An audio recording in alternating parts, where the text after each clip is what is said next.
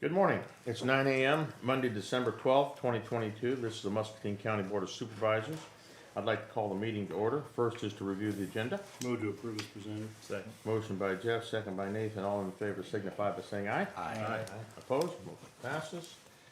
Next is discussion and possible action to approve claims dated December 12, 2022 in the amount of $225,061.97. Move to approve. I've got a motion by Santos, a second by Jeff. Yep. All in favor signify by saying aye. Aye. Opposed? Motion passes. Next up is items with planning and zoning administrator Eric Furnace. Eric is not in this morning, but we'll just go through these items. Discussion and possible action to adopt an updated fee schedule for the Muscatine County Building, Zoning, and Environmental Office effective immediately.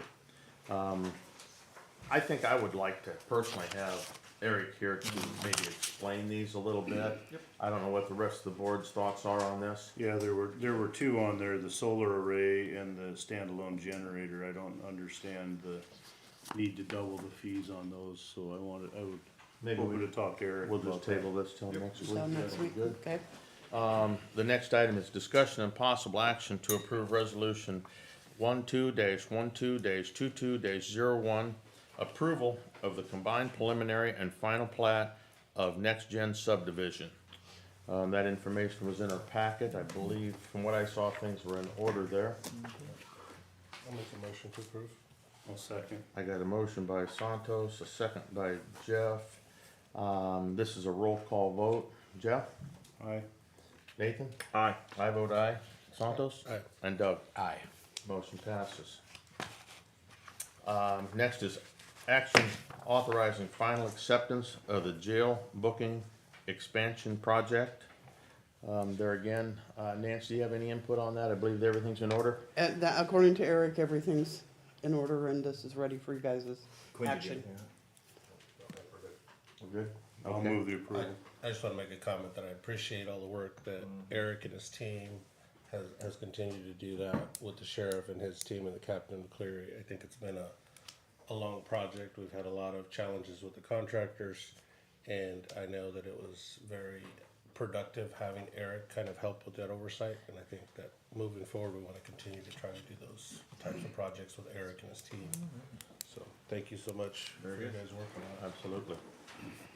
I've got a motion by Jeff on this. Do I have a second? Second. Either one. I'll take Doug on that one. And all in favor signify by saying aye. Aye. Opposed? Motion passes. Nothing other. Next is discussion and possible action to approve the minutes of the December 5, 2022 regular meeting. Move to approve. Second. Motion by Jeff, second by Nathan. All in favor signify by saying aye. Aye. Opposed? Motion passes. Correspondence. Jeff, do you have anything? I had a call from Dave Watkins, concerning an item on the agenda today. And then on the 6th, I attended the, Community Foundation Housing Council meeting here in Muscatine. That was it. Okay. Nathan? No correspondence to note. None? Okay. I as well had a phone call from Dave Watkins in regard to an item on the agenda, and I also had a conversation with another resident in regard to the inflatable dome project. That's all I had. Santos? I don't have anything. You good? Doug? Nothing. Nothing? Any committee reports, Jeff? Nope. No. Nathan? Let's see, we had, schedule is closed. Alright, on the Wednesday the 7th, we had the Cedar Muscatine Decategorization Board meeting. And on Friday the 9th, we had the 7th Judicial District Board of Corrections meeting. That's it? Yes, sir. Okay. I did not have any. Santos? I had we had that auditor meeting last week. Oh, We yeah. had that, so I just wanted to know that. I did have that housing meeting on the 6th as well too. Doug? No committees. I just wanted to let everybody know the county fair manager announced that we're gonna do a rodeo next year, August 26th. Battle for Liberty Rodeo, so. Like we? 'Cause I don't. You're welcome to come ride if you want to. We're one bull rider short Actually, right now. And after I'm done, I'll be one more rider short. On Thursday night, Nathan, is the donkey races, and those. What are you trying to say? Those you can come Try ride. calling me an ass? Is that what you're saying? Probably accurate. All right, Oh goodness. let's see. Next is items with the administration office. First up is review funding options, possible action on a request from the city of Muscatine for a $400,000 contribution commitment for the design and construction of an indoor sports complex in Muscatine. Okay, Do you want Kayla to talk about the funding Sure. options? Yes, please. Come on up, Kayla.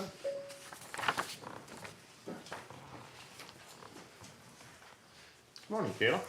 Morning. So I gave you the funding options in your packet. Just laid out a couple of different options on where we can pull this funding from if you decide to move forward with it. We do have some ARPA funds available, still left unencumbered.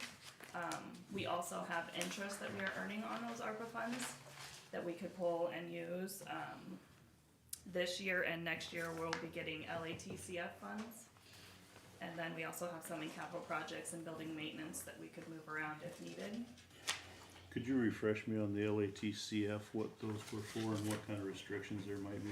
Right, so there are, it's basically another ARPA program, but with the restriction, there are no restrictions as far as subrecipients. So we can use it the same as we use any other revenue we receive. And we have that same on the ARPA, those were the dollars that we'd already, distributed or made commitments on, and really, these were leftover, we had. Those left over. Like 100,000 We had- turned back well, to we us. had the roof that we were gonna do, and we were gonna do $1 million plus, and we ended up just doing $1 million. And that's why we ended up, that's why I said I didn't wanna commit more than that, so we still had that. And then we left have over. one of the companies that had been approved for money for a fiber expansion. Oh yeah, they backed out. They backed out of it, Because so we those- had yeah, those funds as that's well. Muscatine County. Okay, So, of these 5 funding sources, which are the most restricted? Well, I wouldn't say any of them are, the ARPA funds, So, but. yeah, they've got the but ARPA we use restrictions, this. which are still pretty broad. Right. I guess I'd use the most restricted funds first if it were solely up to me, and then. And there's no restrictions whatsoever on the ARPA interest. Right, we can use that for anything. That does not have to be used for ARPA projects. I should thank our grandkids. Well, I guess I would say, for us, fund it from the first 2 sources, the ARPA unencumbered, and then the interest. Again, this is if we approve it. And then we'd need what, 10, 20 grand, maybe from the LATCF. I think it was a 400,000, Right. you said Right. the interest in ARPA through July is Oh, four you're right. 441, You're so right. I'm not doing the That math would, right. that would do it all. That would do more than enough, yeah. Yeah, let's do that then. And I wouldn't be, I wouldn't be in favor of using our capital or building No. maintenance and repair. Those are set aside funds we have for maintenance of county facilities, and that would be, that would have a tax impact that I wouldn't be. But I think we've had a couple of rounds of requests on the ARPA. It's money that we got, we didn't ask for. It's not Muscatine County tax dollars. Well, it's all tax dollars. It is, but But let me ask this: so the dates you have on those ARPA funds are obviously in the future. Are we going to be earning, if we spend that on income? I guess we're not dispersing yet, but at the point we disperse it, we're not going to be earning any more interest on it, right? Right, so that's why May and June are a little bit lower because that's probably when we're gonna start these projects, so there's gonna be less Okay. in the fund. So she'd planned on the disbursement, basically saying if you're by July of next year, they'd all be dispersed. Yeah, just making sure that's the reasoning. Good. Well, and with the projects that you approved for, outside of Muscatine County, the agreement says that the entity has to, use any other funds that they receive for that project before they use our funds, and then they have to expend them, and then we'll reimburse, so, we're pretty comfortable that we'll continue to earn interest on that money for a while. And then when does that have to be expended? I think that we put 2026 is, but I think Encumbered we by did 24. 2024. Yeah, that Right. reset what Yep. we're gonna do. Yeah. Yeah, I like that. And Nancy, the projects that you talked about that are outside of the county was the watershed project and then the levee project. There was fiber expansion for 2 entities. But those are in Muscatine County. I'm talking about non-Muscatine County, not internal to Muscatine County government. Okay. Outside entities. Yeah. Okay, I understand. All right, I wasn't sure when you meant said that. Okay. Well, we don't really, well, yeah, we do need to take action. So I would make a motion then that we end up utilizing those ARPA dollars with those interests, to set aside $400,000 for that and the inside dome for the city project for the new dome. I'll second that. And then before you take action on this, do you want us to have the city sign an agreement with us like we did with all of the other outside agencies for use of our funds? Subrecipient agreement, Yep. yeah, I think we need Okay. that. I think it would be consistency around what our policy is. Would it be the city or would it be Well, whoever's. who's ever in charge of It's the a project? I don't know, I mean, these are federally distributed dollars, so we need to make sure that whatever entity understands that they're pretty much unrestricted, right? Yes. Right, since we decided to use it You for just have government to, purposes. you just have a full accounting of where the dollars went. Yeah. And I think also the clarity over the ARPA, which the city already knows, those need to be they'll need to pay for it, and then we pay through receipts. So typical of what the ARPA has already set up for that. I think that's clarity around that. Okay. Well, I've got a motion by Santos, a second by Nathan. Any further discussion? All in favor signify by saying aye. Aye. Opposed? Motion passes. Good deal. Thank you, Kayla, thank you, Nancy. Appreciate it. Next is discussion/direction regarding an ongoing funding request from Community Foundation of Greater Muscatine for the community grant writer position. So I'd like to mention a little more. I can talk some of this. So I had put this on the agenda in regards to, we had funded this position last year, and we had set aside $25,000 with that project in regards to saying this was a new position, the community foundation, the county and the city into this position, setting aside $25,000 per group.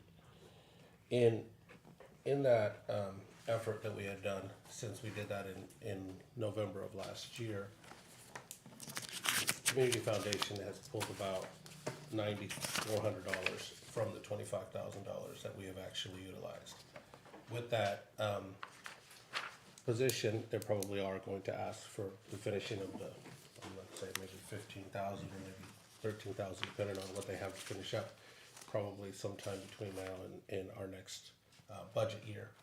However, having said that in that position, they've already been able to allocate state funding for the $2 million grant that we got for the Isaac project and the new road for that. And then there's going to be a new announcement yet tomorrow for the 3D housing of a grant that was provided, all from that same grant writer position. So in a sense, from that investment of $9,400 from the county, we're already going to be looking at $4 million, potentially just under $4 million, that were not available for us before. So I think there's definitely value in this position. Again, we are not going to be able to do this, and I'm not asking to do this year. I'm looking at it for your guys' budget next year, to look at that and say, this is what that position has brought. And part of what I think that is really a success that we've been able to do is the fact that we are partnering together versus just saying, hey, this one group does it, this other group does this other things. And that's the difference that I think that we've been able to do when we partner with the Community Foundation, the City of Muscatine, and the county, which is something that is unique in that position. And I want to continue to try to provide that funding, knowing that we didn't even pay the $25,000 that we allocated. We've only done $9,400. Yeah, this is kind of part and parcel to a lot of smaller communities don't have the resources to have these type of positions, and it's a special skill set to kind of know where to go, where to look. We just had that WMA meeting, 2 weeks ago, and find out through that, Dawn Smith attended the first time and found out that the city of Durant was doing a bunch of work and probably could have accessed grant funding through the WMA because it was an identified water shed that they were working on. So again, it's knowing where the funds are and how to get access to them. It's important. I think it's a good investment. I think probably, so is your recommendation, Santos, that maybe we ask Charlotte to come back in the budget process? We have a place for that, to look at that and then put it in and make it part of our budget That's process. all I'm looking at is continuing to try to do that. If in 2 years from now, that position doesn't continue to provide grant opportunities or dollars for the county, we stop funding it.